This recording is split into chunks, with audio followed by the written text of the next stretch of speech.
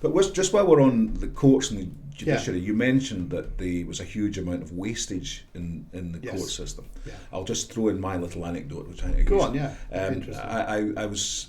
when I was in business, I took Her Majesty's Revenue and Customs to the first tier tribunal in Birmingham. Good man. And this was during COVID time, so I never actually got to go to the court in Birmingham, but I was all done on Zoom. Yeah. So I represented myself because I didn't think there was an awful lot of chance of winning the case, to be honest.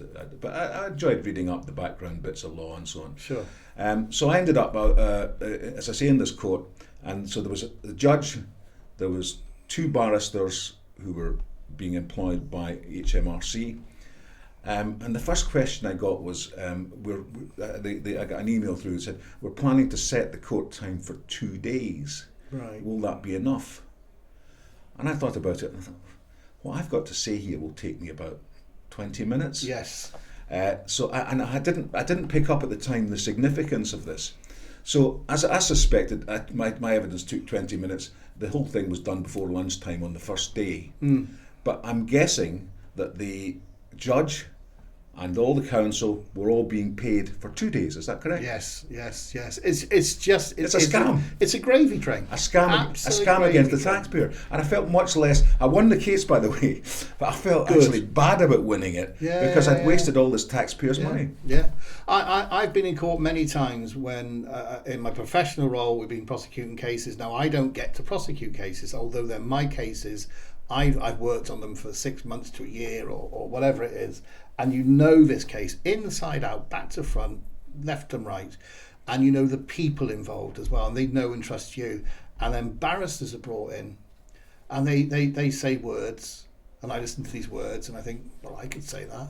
I know this case. I know it inside out. I can speak English, and they are paid telephone numbers, and you think, what on earth has that person come in for an hour to do that for?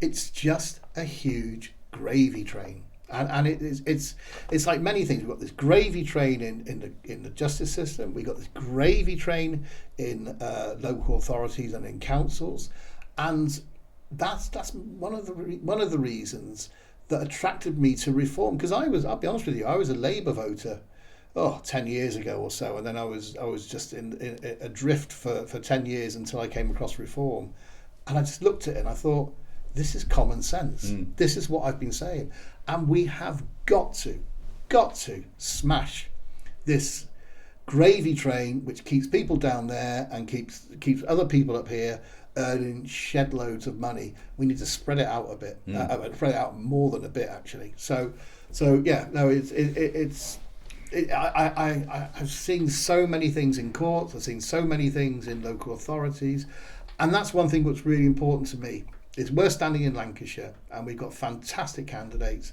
who are normal people who are not on this gravy train but actually believe in what they are saying and what they want to do. Now I look at our patch where we are in West Lancashire, and we've got what we call double hatters. So we've got a district council and we've got Lancashire County Council. Now that's going through lots of changes, which is well advertised. But you've got people, councillors who've been there for decades, who sit on West Lancashire District Council, earning £15,000, £16,000, £17,000 a year, and they sit on Lancashire County Council, earning £15,000, £16,000. So they're making quite a nice little living there. It's not mega bucks, but I'm sure there's plenty more that goes on top of that. And they are lying. They are lying to the people. They are not interested in what's good for people and what's good for that area. And maybe they started out well intended, but now they're on this gravy train. And this is where we need to smash through, and we are going to smash through. And we need to change how governance, how justice, how all these things are done. So it's not about making money, it's about doing the right thing. And that's exactly where reform comes in. It's about, again, we get accused of being right wing. I have no truck with this right wing, this left wing, you're a left wing loony or a right wing fascist, so on and so forth. I had it so many times, as I'm sure you have, during election times, the abuse that people get. I don't believe in left wing, I don't believe in right wing. That's a made up media thing so that it can easily box people off. saying before, when I was no fan of Margaret Thatcher, but when she came up with the buying of your own council house, I remember thinking, I think that's a good idea. And when Blair came up with Sure Start centres, I thought that's a good idea. Now, does me agreeing with buying your council house make me right wing? No, of course it doesn't. Does me believing in Sure Start centres make me left wing? No, of course it doesn't. It's about common sense politics, and that's what reform is about. And that's what I am, a common sense politician. I couldn't agree more. I mean, I honestly think that right and left wing, the whole concept of that, media. It's actually obsolete, I think. In terms of the current political debate. And we need to grow up in this country, and we need a grown-up media, and we don't have that, and we really don't. We're not going to get that, frankly. No, we're not.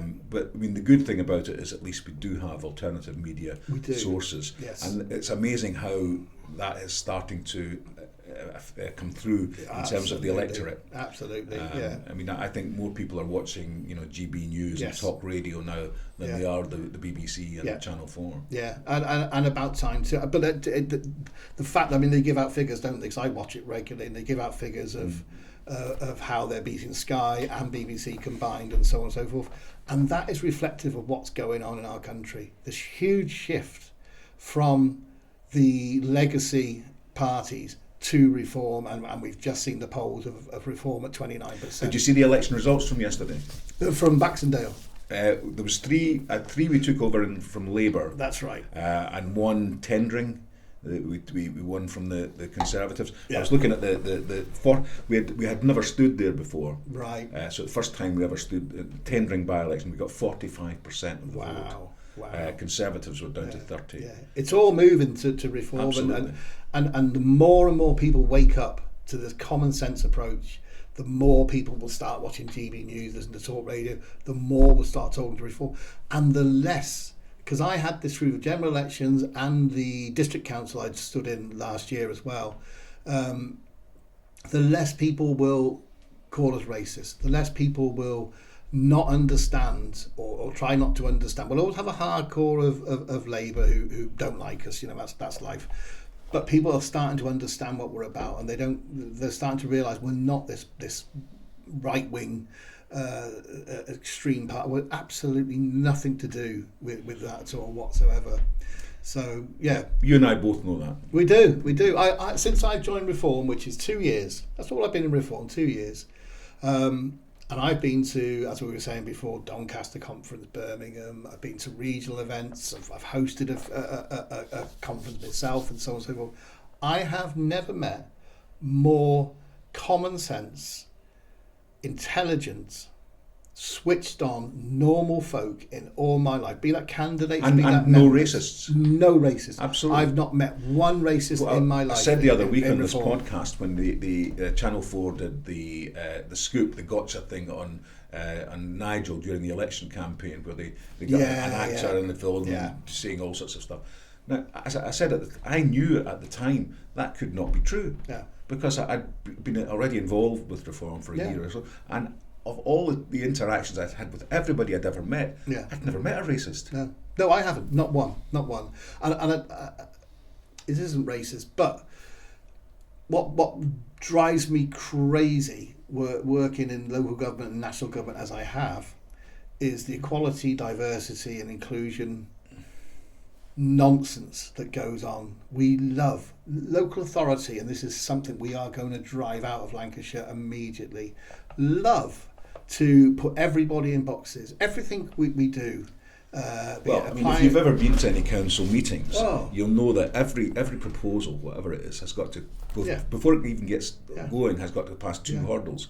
It's got to decide whether or not it's got any impact on the equality legislation and also on the climate legislation. And that's got to be answered before it. Exactly. I mean, I've worked for local authorities and for national government, and all the time they want to know: am I white? Am I black British? Am I Asian British? And of course, the even to ask those questions is racist. Yeah, it's offensive. This is what's so galling. But I always put down I'm mixed race.